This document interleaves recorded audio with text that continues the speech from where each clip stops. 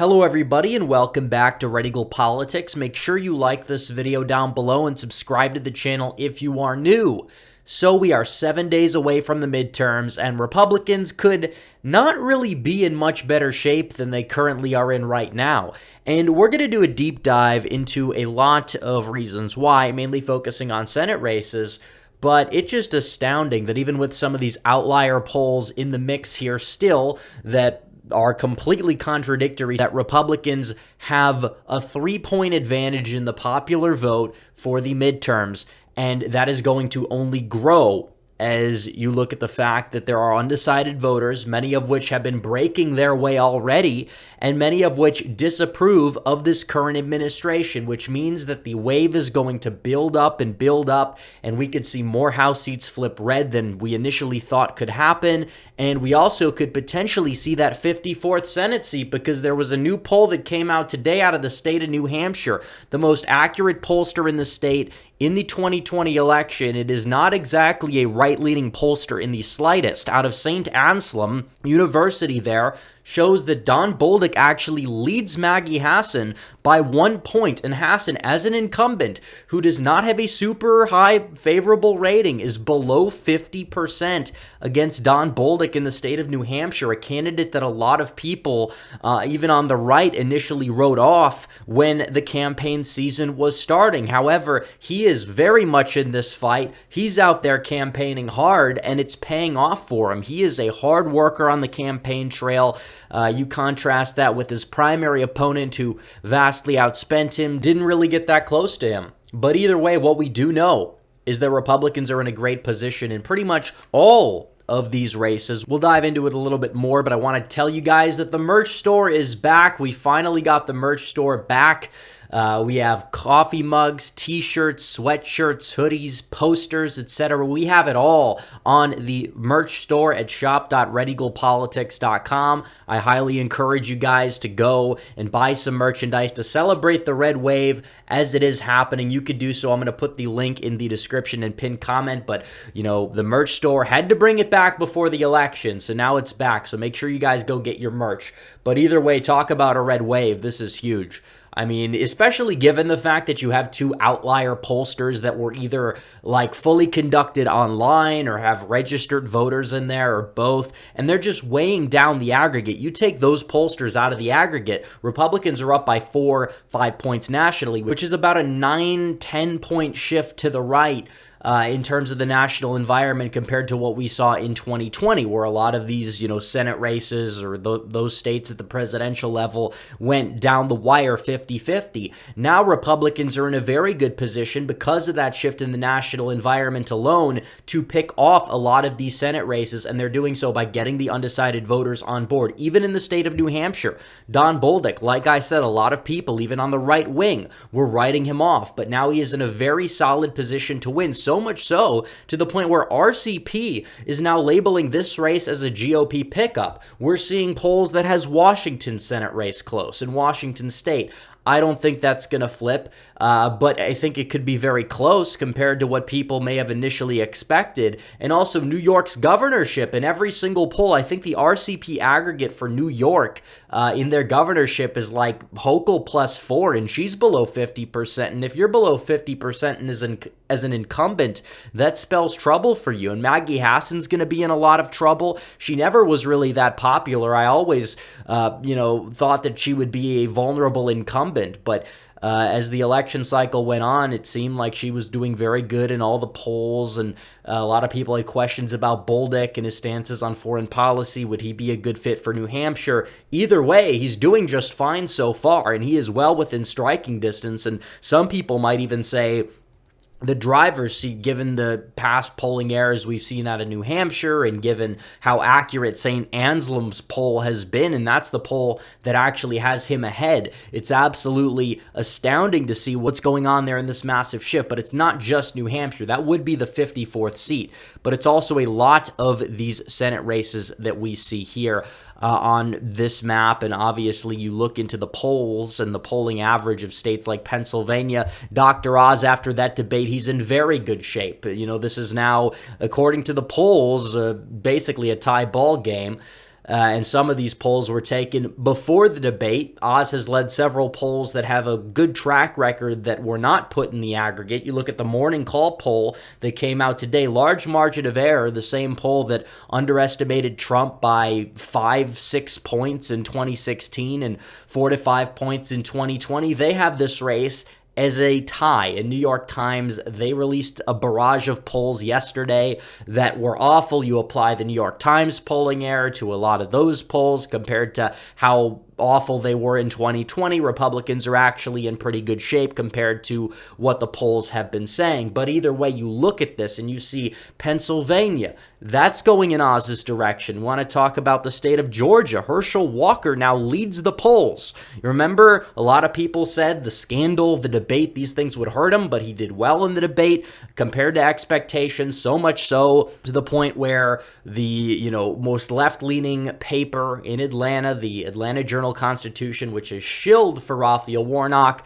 said that Herschel Walker scored points for his campaign during the debate. And apparently, in that poll that came out, fairly accurate pollster, and several of these polls have been accurate or even have overestimated Democrats in recent cycles. You look at Herschel Walker has a lead. He's leading. He's getting undecideds. A lot of the undecideds may already be voting for Brian Kemp. He has a big lead over Stacey Abrams. And if those are the undecided voters, and it seems like a lot of them are, and they come home to Herschel Walker, he's going to win without a runoff. He very well could. The math is there. I mean, we don't even need to talk about Ohio, North Carolina, Florida, Wisconsin, because Republicans have already shored those states up. We're talking about states like Arizona that Republicans are well within the margin of error or striking distance at winning, that the election mafia said just a few weeks ago that there was zero chance that they would.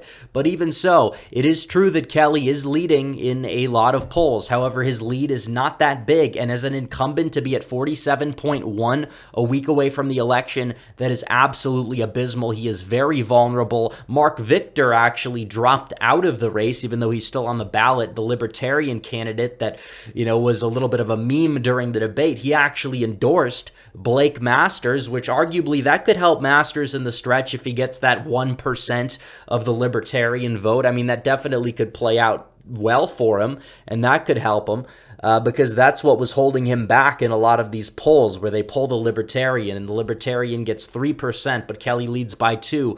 But at the end of the day, we know that the Libertarian vote share is usually lower during the actual election than it is during the polls that we see. But even so, Masters is galvanizing undecideds. He trails by 2.5. That is less than what the polls overestimated Mark Kelly by in the 2020 election. So he is well within striking distance.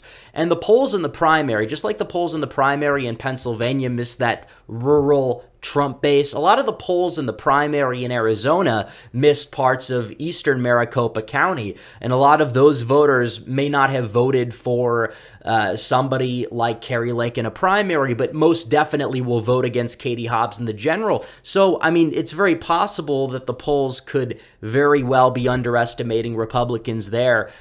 Even though the more authentically America First candidates won the primaries by less than expected, because those voters that they missed in the polls are still Republican voters, and the polls could be missing them again. And that would not exactly bode too well for Mark Kelly. That would not bode well for Katie Hobbs, who's a total disaster case right now. You look at Kari Lake, she's leading some polls by 11 points over Katie Hobbs, multiple polls by 11 points now. Poll came out today out of Phillips Academy. Republicans are in very good shape in the state of Arizona. They're in very good shape in Georgia. They're in decent shape in Nevada as well. Democrats lost more ground in the early vote over the past few days, especially in the Reno area. They're doing very abysmally so far, and that does include a lot of mail-in votes. But Laxalt, there's a lot of polls this cycle, and Laxalt is leading the aggregate currently. Cortez-Masto is below 46% as an incumbent. Which way do you think that those undecided voters are going to go? Especially because Biden is not super popular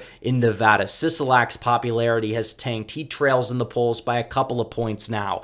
So Nevada looking good for Republicans. They're looking good in nearly every swing state so far. I would say in the Big Four, but New Hampshire, it's back in the conversation. I still think that that's that Senate seat that they might miss the opportunity to get. But still, the fact that that opportunity is still back on the table speaks absolute volumes for Republicans. And yes, Washington is in play. Washington State, they say. I think it'll be within 10. But if the primary was any indication, it's a little bit of a lofty task, and I think we could better use our resources on shoring up the big four: Pennsylvania, Georgia, Arizona, Nevada, as well as potentially flipping the state of New Hampshire in the final week. Now, if that election was going to be taking place in the month of December, I think that Bolduc would be favored, but late primaries, they will come back to bite you. You don't have enough time to unite the party, pivot to the general election, get funding. I mean, definitely having that late primary in New Hampshire does help out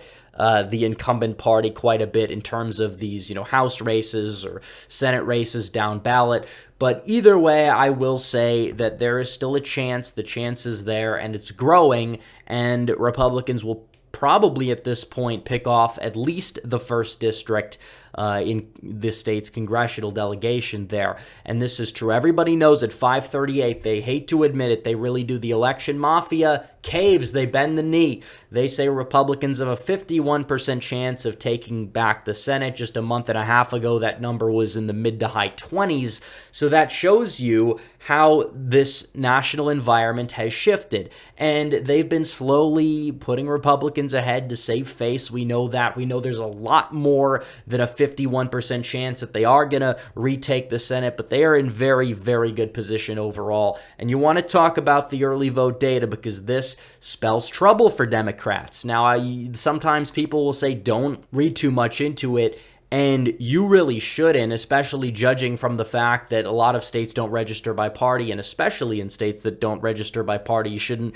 really look too much into the numbers. But if you look in terms of the sheer raw turnout data so far, 7 days out of the election, you want to gauge Democrat enthusiasm, you would need high numbers overall in the early vote. Why? Because the early vote here is the preferred method for most Democrats to get out and actually vote. And this is true. It's been that way ever since 2020 because Trump attacked mail-in voting. Democrats promoted it. It was like that in 2021 in California and Virginia, and it's been that way so far in the primaries. But still, 7 days out of the election, total turnout for this midterm, which again, we're expecting a higher turnout overall than 2018. But you see the early vote data, early vote, which has been vastly expanded since then, the numbers are just, 390,000 raw votes higher than 2018. That's a negligible difference in the grand scheme of things. That's just barely a third of the amount of turnout we saw in 2020, 7 days away from the election. You want to talk about the percentage-wise turnout that a midterm is of a presidential year. In 2018, it was probably around, 80 to 90% in that range of 2016. The fact that you're seeing this number be not even a third of where it was in 2020, even though, more Dems probably will be voting in person than in 2020 because COVID is in the rearview mirror for a lot of people. That is true, but the system is still in place. A lot of Democrats use that. That was their preferred method throughout the primaries. The fact that this number is so low should at least be concerning to Democrats, and the dam could very well be breaking, and we could see Republicans do a lot better than the polls are currently expecting, and I could very well see that. You look back at 2014, the graph in the polls looks identical because Democrats were, in the early fall, they were leading in some of these polls, but there were a lot of undecideds, and then you see this massive bump for the Republicans in both 2022 and 2014. It just shot up like a rocket ship there, and they get closer to 50%, but still the polls underestimated them by a few points. We could see that again. We could. And that would be very good news for Republicans, and they could end up winning some races that they initially didn't expect, like New Hampshire, or maybe even New York's governorship, but we're not there yet, but we'll have to see. So anyways, guys, thanks for watching this video. Like this video down below, comment down below, subscribe to the channel, hit the bell for notifications so you never miss another video. Follow me on social media. The links are all in the description down below. And buy the merchandise. It's back. The link is in the pinned comment and the description. So anyways, guys, thanks for watching. Red Eagle out.